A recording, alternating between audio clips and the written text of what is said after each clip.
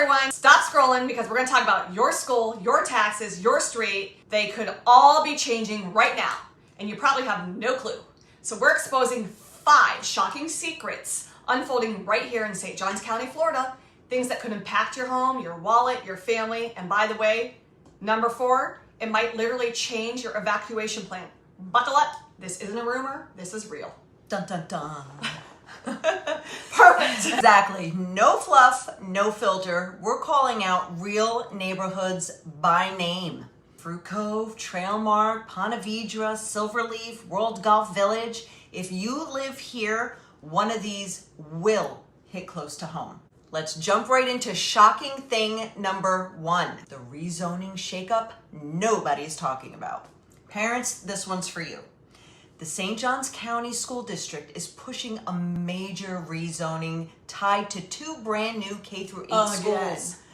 School QQ in Silverleaf off Courtney Vista Drive and School RR in Nocatee near Conservation Trail.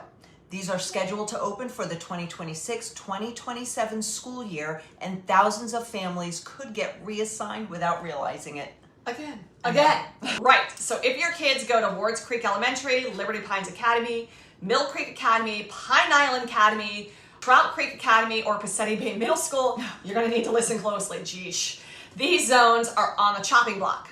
At the September town hall, parents said things like, this would be my child's 3rd rezoning in 4 years. A lot of frustration. Yeah. And they weren't exaggerating. Families in Fruit Cove, Durbin Crossing, Silverleaf, and World Golf Village are watching their address flip between schools week by week because the district hasn't finalized the maps yet. I know, so that's the scary part. So if you go on the district's zoning map tool, it literally says pending for these large areas, meaning you have no idea where your kids are going to go in the next year.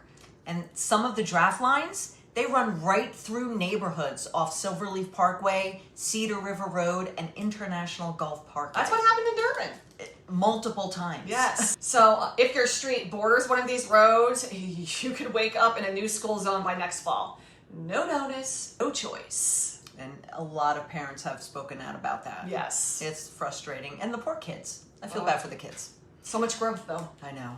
But here's what you should do right now. Okay, go to the St. Johns County School Board site, download the zoning PDF, type in your address, and highlight it. Then, and this is key, show up at the next rezoning meeting. Bring your address and demand that they show it on the big screen. Ooh, the big screen. The big screen. Because once the vote is done, you'll be driving across town for drop-off, whether you like it or not. All right, so we're gonna move on to number 2. County Road 2209 expansion project.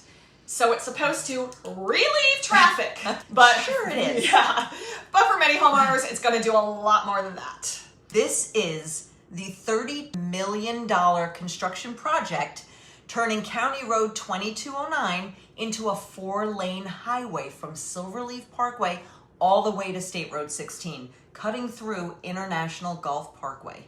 Well, okay, it sounds great until you realize you're acquiring right-of-way land, which means part of your driveway, landscaping, or fencing could become county property overnight, basically. Yeah, that's not going to be fun. And the kicker? The developers are getting over $44 million in impact credits to offsite their share of costs, while homeowners get the noise, dust, and the detours. Exactly. So residents along Silverleaf, Myrtle Creek, and Cedar River are already reporting cracked driveways from vibration and traffic backed up past Greenbrier Road during rush hour. And I've heard that vibration from a while away. It's crazy. Oh my gosh. Well, this is, believe it or not, this is only phase 1 of a 7.7 mile corridor plan that will run from County Road 210 all the way down to State Road 16. So if your property touches basically 2209, check your plat map. See if they filed an easement. Once they post a notice of taking, you can't undo it. And if your home's on septic or well, brace yourself. Relocation of utilities could mean surprise outages and thousands in repair costs that aren't automatically reimbursed. That's not fun. No. So what's the bottom line? Go to the county's website, click featured projects, then County Road 2209. It will probably show up as CR 2209. Print the corridor map. Protect your property now before the construction hits your driveway. Now let's talk money, because this one's sneaky. The county announced the first tax cut in 5 years. Sounds great, right? Yeah. Until you read the fine print, as always. They're lowering the county's portion of your millage, but every other taxing body can raise theirs. So while you think your taxes went down, the school district, the fire district, or mosquito control quietly bumped theirs up. Listen, the mosquito control can bump theirs up all they want. I need more of that. Yeah.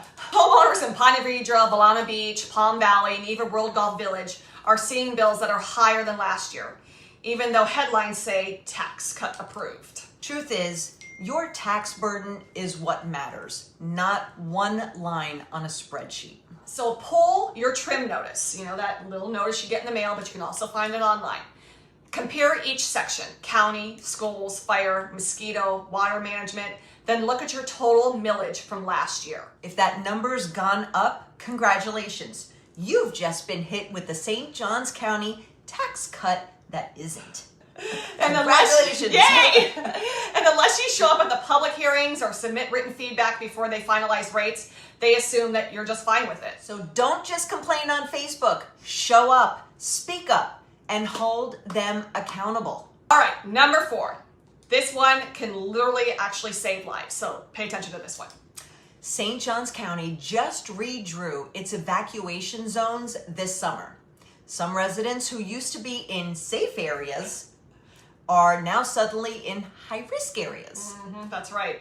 So if you live in, again, Fruit Cove, Durbin Crossing, Beach Walk, or Julington Creek Plantation, you might have been bumped to Zone B or even Zone A. That's not good. No, I actually don't know what my zone is. I just know I'm not supposed to evacuate. Well, it's going to change day by day. Basically, it's based on updated storm surge modeling, so the new lines don't match what you've seen in the past. Here's the problem with that. So many insurance carriers still use the old zones. So you could be underinsured for flood or wind damage now. So go to the county's emergency management site, type in your address, and confirm your new zone now. So make sure your insurance agent knows it, because one wrong zone code could mean you're out of luck if this storm hits, and they do hit sometimes. Yeah, we've been lucky in this area. We have been we're very pretty lucky. This one's not about fear, though. It's about being ready. Don't assume you're safe because you were last year. The map's changed. Has your plan? And number 5, the one barely anyone knows about. The Trailmark community in Northwest St. John's was hit by a tornado earlier this year. Yes. It was an EF1. We had a client buying a house and the backyard got taken out. A lot of people don't know that. It tore through several streets, uprooting trees, roots, cracking siding, and most of the repairs happened quietly without county inspection reports. What that means to you is, if you're buying in Trailmark today, you might be walking into storm damage that has been patched, not necessarily fixed. But that's not the only storm issue. The county's own drainage studies show the side of streets in Trailmark, Durbin, and Nocatee West are seeing increased runoff due to upstream development. Oh, that's not a good thing. More development issues. Right. Well, translation, what that means, every time it rains hard, the water has nowhere to go. So it's backing up into neighborhoods that never flooded before. And development issues. Infrastructure. Yeah. So if you're near a preserve or a retention pond, go outside after your next heavy rain, and some of you may have already seen this. Check your elevation. If the water line is creeping closer, that's your warning signs. Pull the FEMA flood map. See if your property moved into a special flood hazard area. If it did, you'll need flood insurance whether you want it or not.